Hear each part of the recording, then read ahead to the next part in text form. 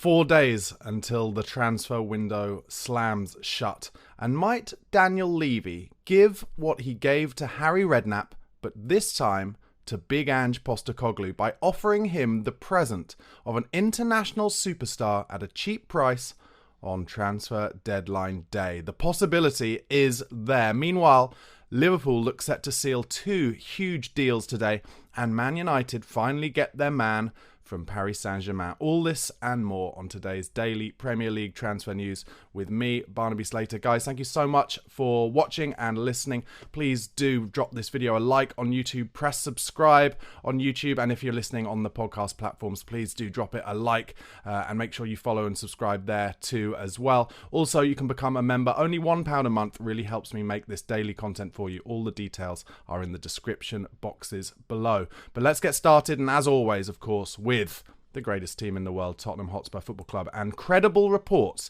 suggest that Tottenham are prioritising a move for a new central midfielder before Friday's transfer deadline. Sources have been talking about it. Spurs have freed up space in their squad, of course, and budget by selling Oliver Skipp for £20 million to Leicester City.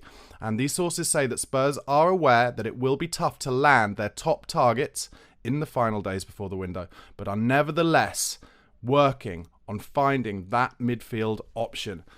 People we've talked about this summer: Jacob Ramsey, of course, from Aston Villa. Previously, Conor Gallagher. Who else is there out there that you think Spurs might go for? Let me know in the comments below. As we know, with the Wilson-Odobert signing, frankly, there are probably names on the list that we're not even sure about. Johan Lange, Scott Munn, Ange Postecoglou will have looked around at the data, but who do you fancy the look of to boost Spurs' ranks in central midfield? It seems to me that Big Ange wants one more name in there, and could it be a big one? Meanwhile, Kingsley Coman has revealed that he is going to leave Bayern Munich before Friday's deadline. That's if he gets his way, and several English clubs are interested.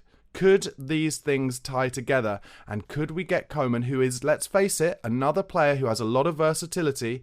Could he be this surprise deal that Daniel Levy could offer to Big Ange Postecoglou? Now, in terms of the reality and the realism of that, does Big Ange Postecoglou really want to deal with big superstar names, potential egos? I'm not sure that he does. However, Levy has proven before with that Rafa van der Vaart signing for Harry Redknapp many years ago that if there is a big name to be brought in at a good price, he's not afraid to offer it to the manager. If you were Ange Postecoglou in charge of this young, hungry, forward-thinking, progressive Spurs squad and Coman became available, would you look to take him at a cheap price? Maybe on a loan deal at first with a possibility of buying if it goes well. Let me know what your thoughts. But I personally think if several Premier League clubs are interested in Kingsley Coman, a player who is direct and fast and quick and, like I said, versatile, I think Spurs should be in the mix for him. And if I was Kingsley Coman, I'd look at Spurs at the moment and think that could be a fun place to play. So let me know what you think in the comments about that. Could Levy be about to offer a present to Ange Postecoglou like that? I don't know. Is it pie in the sky? I've heard a few things, but you just don't know. Meanwhile, some quotes come out after, obviously, the big Tottenham 4, Everton 0 win at the weekend from some of the players. Mickey van der Ven did an interview and he was asked about his assist. Obviously, I'm sure you've seen it, but if you haven't, make sure you do. He blocked the ball on the edge of his own 18-yard box, saw a gap down the middle of the pitch and just went. Full speed, Mickey van der Ven going through the gears, turbochargers on, all the way to the 18-yard box where he laid it off to Son Heung-min. Mickey said this about it. He said, "I just decided to keep running. Hopefully nobody could stop me and nothing happened. I knew Sonny was on my left, so I kept driving at the centre-back, and at the right moment I played Sonny in and he made a good finish. I think the fans loved that moment. When I was dribbling with the ball, you could sense everyone in the stadium was getting really hyped. And yeah, it went off. We have the possibility to do this. Ange gives us the possibility to do it, and he's never like the centre-backs have to stay behind. I feel comfortable playing like this. He trusts his defenders, and he trusts everybody in the team to do what they want to do. And it's really important for us to feel that trust and have the confidence to do it. I saw Sonny, and I knew he would finish it off." So, look, I think that is a perfect example, isn't it, of Big Ange Postecoglou and how he allows his players to have the freedom to play their natural games. And if you have a player like Mickey van der Ven, who is a real outlier in terms of centre-backs, in terms of him being a big, strong stopper who reads the game well, tackles really well, intercepts really well, but then he has this extra gear that no other centre-back that I can think of in world football has, where he can use that pace to get away from players and really just keep accelerating. Then Ange Postecoglou, for me, is absolutely right in saying to his players and bringing in players like that, do exactly what comes naturally to you. And that assist, I think, is a perfect example of all of that and how lucky we are to have Mickey van der Ven, who is, fast becoming a world-class player, in my opinion. And other clubs in the world, the biggest clubs in the world, will be looking at him and thinking, why did we not pay the 40-odd million pounds for him? Why did Tottenham pull the trigger and we didn't? And I don't think we can have it both ways. I don't think those of you who feel like Tottenham's recruitment hasn't been good in recent years, you can't have it both ways and say that and then look at Mickey van der Ven and think that that's been an incredible signing, which I'm sure you do. So, you've got to give these people credit where credit is due. And in terms of the signing of van der Ven and players like Udogie as well, Pedro Porro, I think it's just, we've got to put our hands up and say, actually, the recruitment team have improved. They're doing a lot better. They're getting the kind of players that are Tottenham players through and through and who are now suiting the manager that we have in place. Mickey van der Ven was also asked about Yves Bissouma's performance. He said, Biss gave a really good game, but you'll have to ask the gaffer if that's all finished now, by which he means all the details with his Bissouma's bad behaviour and his punishment and having to regain the trust.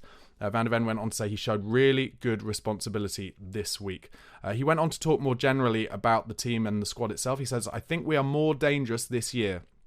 Like the gaffer has said, we can play down the side or through the middle, and 2 or 3 balls from QT to James Maddison were really dangerous. That's those balls over the top where Maddison, I talked about it in yesterday's video actually, it was really good to see, and I think because Kulusevski had, Maddison had Kulusevski alongside him in the kind of 8/10 roles, he knew that there was creativity there, so he made more runs in behind the defence, which we haven't seen from Madders for a while. He said, I think there are more threats from us this year. We need to reach another level this season. Last year we were 5th, so it was a good season, but we want more. We want to win a trophy. That's clear. So once again, the players are totally feeling the same way that the management, the staff, but also the fans are. They know how important it is for us to try and pick up some silverware. And I've said it before, I'll say it again. I don't mind what silverware it is. I'd love to get a League Cup, but I personally think we should really, really push for that Europa League. Try and get to the final. Try and make it a huge Spurs night out. We haven't won the UEFA Cup since, the UEFA Cup, what is now the Europa League, since 1984, I think it was, when we beat Anderlecht in the final, a 2-legged final.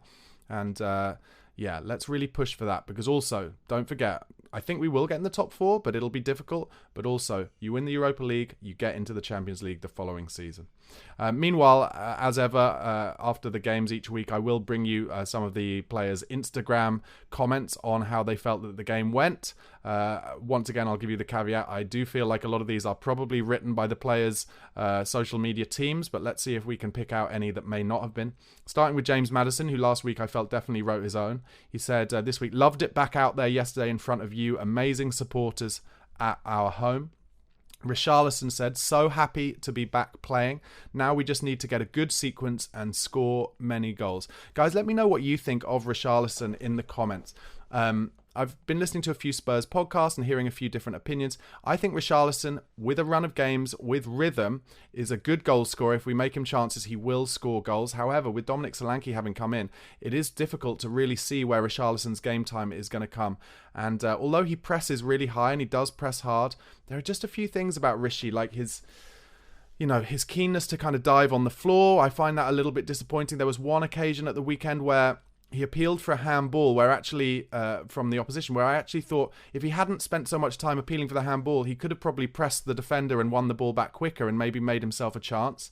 And I just think there are a few things where maybe he gets caught up in the less important sides of the game. And, if he was a bit more single-minded and focused, just getting in the 6-yard box so he can get on the end of chances, I think he would score a lot of goals. I do think he's potentially a 15 to 20 Premier League goal a season man if he can stay fit and stay focused. Anyway, let me know what you think of Rishi in the in the comments below. I personally am glad that it looks like he's going to be here for the season as a squad player, and he can really battle Dominic Solanke for that number 9 spot. Speaking of Pedro Porro, he said on his Instagram, big win back at home, no better feeling. Our debutant, Wilson Odobert, said, what a feeling to make my debut at home with a win. Thank you for all your support. We keep going. The aforementioned Yves Basuma, he said, great team performance. Now let's focus on the next one. I agree. Let's go to St James's Park and really lay down a marker there. Let's lay down a marker and show that we are a team who can challenge this season. Not many clubs go to St James's Park under Eddie Howe since the Saudi takeover and get a win there. But can we? They had a bit of a struggle at home against Southampton in the first game. There is some talk from people like Alan Shearer saying that they feel like there's something not quite right in the background of Newcastle at the moment. There's a Guardian article I read yesterday, saying that they feel that maybe the Public Investment Fund of Saudi Arabia are taking their eye off the ball a little bit at Newcastle and maybe concentrating on some of their other investments, such as Live Golf and, of course, in Formula One.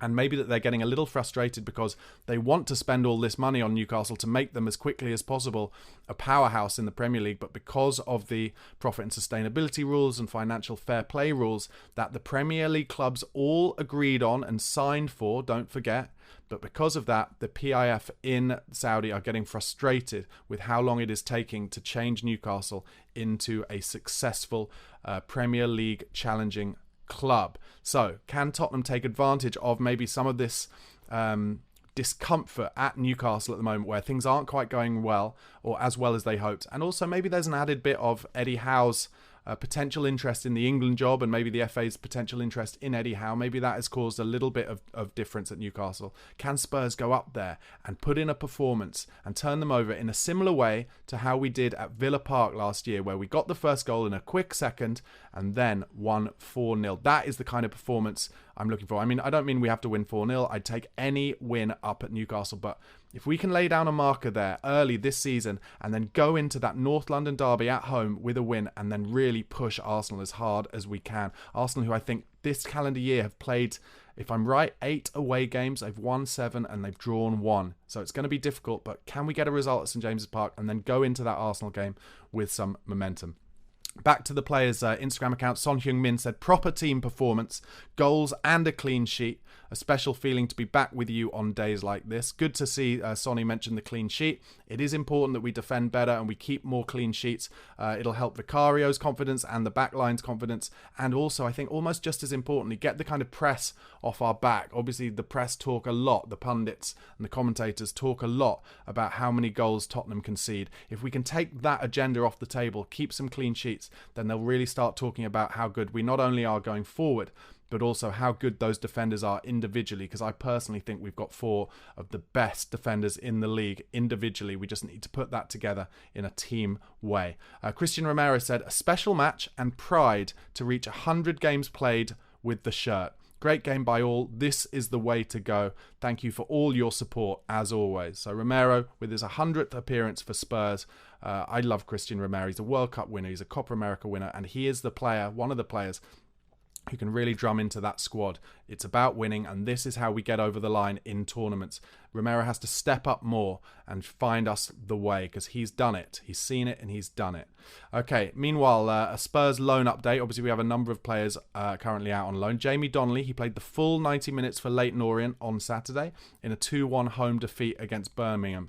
Donnelly created 3 chances, had 1 shot off target and had 2 shots blocked. 59 touches in the game, 6 in the opposition box, and made 4 passes into the final third, as well as 3 clearances. So good to see Jamie Donnelly getting some game time. I was very impressed by him in the pre-season. I love his versatility, and clearly Big Ange likes him. And it's great that not only is has he made that move into senior football, but he's actually getting 90 minutes there as well. Unfortunately, unlike Dane Scarlett, who was an unused sub as Oxford lost 2-1 away at Blackburn, and Ashley Phillips, who was an unused sub as Stoke lost 2-1 at home against West Brom. We really do need these players. If they're going out on loan, we need them to get game time. And with Dane Scarlett, I've said it before, we need him to be scoring goals. So for him to be an unused sub as Oxford lost is disappointing, but hopefully for him and Ashley Phillips, that will change. Young Matthew Craig was not even named in Barnsley's match day squad as they drew 2-2 against Northampton. Meanwhile, in Spain, Alejo Valise, he actually played the full 90 minutes for Espanyol. They lost 1-0 at home to Real Sociedad, but Valise did get involved in the game. 4 shots, 2 on target. However, he did miss 2 big chances. He had 29 touches of the ball, 6 in the opposition box, which is pretty decent. He made 1 pass into the final third and was offside once. He was the most fouled player in the game, which is really good. It shows he's getting involved in the game, putting his body about a little bit, and he won the most duels in the game with 8. He had 7 fouls against him, by the way. So good to see Valise getting involved, getting in the mixer a little bit and getting fouled a lot. He's a big physical player, isn't he, Valise? And as he gets older and fills out, hopefully he could potentially come back to Spurs and be a real nuisance in the Premier League. I like his attitude, Valise. Whenever he's come on for Spurs, he's always looking to put it about, and that is important. They clearly like him at Spurs. They invested, I think, a fair amount of money on him, £9-10 million, and are willing to give him minutes elsewhere. So let's see what happens as he continues his journey in Spain. Meanwhile, it is the happy birthday time for Big Ange Postecoglou, 59 years young today. He is, without a doubt, the best manager I feel we've had since Mauricio Pochettino. He's the first manager we've had since Pochettino where I feel like he understands what the club is all about. He's trying to get us to play in the Tottenham Hotspur way, to dare is to do, and he talks a great game. He's clearly a good man, a good bloke. I tell you this, so many fans of other clubs love Ange Postecoglou, and I think that is a real... I know some of you might say, well, what does that matter? I do think it's important because it shows that people know that when you've got a good manager, when you've got someone who speaks sense and tries to do it the right way, and also that they enjoy the football that Tottenham are playing under Ange Postecoglou. Look, that's not to say that when Jose Mourinho came in and when Antonio Conte came in, I wasn't excited. I thought we might have these win now managers might push us on to actually win trophies.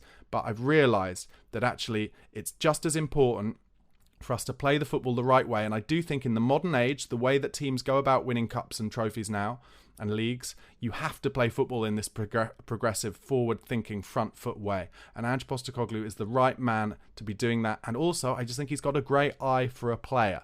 I really love the players we brought in under Ange Postecoglou. They all have the attributes that he wants and needs for his style and his formations.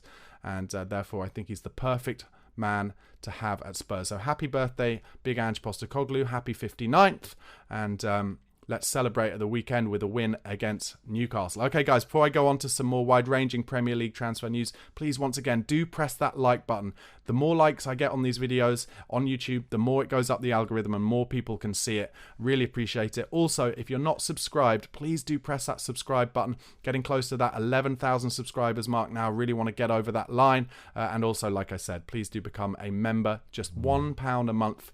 All the details in the description box below, and it really helps me make this daily content for you. Okay, Premier League transfer news though. Once again, 4 days only till the transfer deadline. Manuel Ugarte from Paris Saint-Germain to Man Utd is now a done deal. There's been a lot of talk about this over the last few weeks, but finally he's joining on a full transfer, and barring any last-minute delay, he'll be at Manchester United's Carrington training ground today for his medical. Liverpool have made late contact for Federico Chiesa, a man who I'm sure you'll remember has been on Spurs' list in the last couple of months as well. But Fabrizio Romano says the following, that Chiesa has given his full availability to join Liverpool after some initial talks. He's excited about the possibility, and the contract, as in the personal terms, will not be an issue. Juventus want Chiesa to leave the club, and they only want about €15 million. That deal is on. Spurs fans, are you disappointed that we didn't go harder in for Chiesa, or is this another example of what I was talking about at the top of the episode, which is that maybe Ange Postecoglou does not want to deal with big superstar names? He wants to bring in younger players who can become superstars, rather than a player like Chiesa or, like I said at the top, Kingsley Coman. Meanwhile, also at Liverpool, the Georgia Mamadashvili goalkeeper deal to Liverpool from Valencia has been done. €35 million, and he'll join in July 2025. This season he's staying on loan at Valencia. That is a done deal now. Be interesting to see what happens with Alisson over the next couple of years, who for me is the best goalkeeper in the world.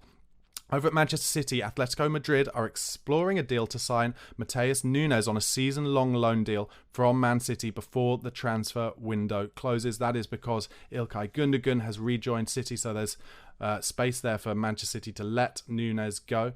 Would you be interested in him potentially as the midfielder that Tottenham are looking for? Let me know in the comments if you think Núñez, who was very impressive at Wolves and hasn't really been given much of a chance at Man City, could he be a player that Tottenham look to bring in? 25 years old, very talented boy. Meanwhile, Newcastle are now finally close to agreeing that £70 million deal for Mark Gahey from Crystal Palace. Huge money, and will that affect Spurs? Will Gahey be in the team potentially for the Newcastle versus Tottenham game at the weekend? Over to Chelsea. Raheem Sterling's priority is to resolve his Chelsea contract situation before he is willing to have talks over moving elsewhere this summer. He has 3 years left on a £300,000 a week deal with Chelsea. There have been inquiries from other clubs, but no concrete dialogue because Sterling is refusing to go unless he gets his contract paid up. And fair enough, that's a lot of money that Chelsea will have to go to kind of outlay on that. Apparently there's no interest from Aston Villa though, but other clubs are potentially interested.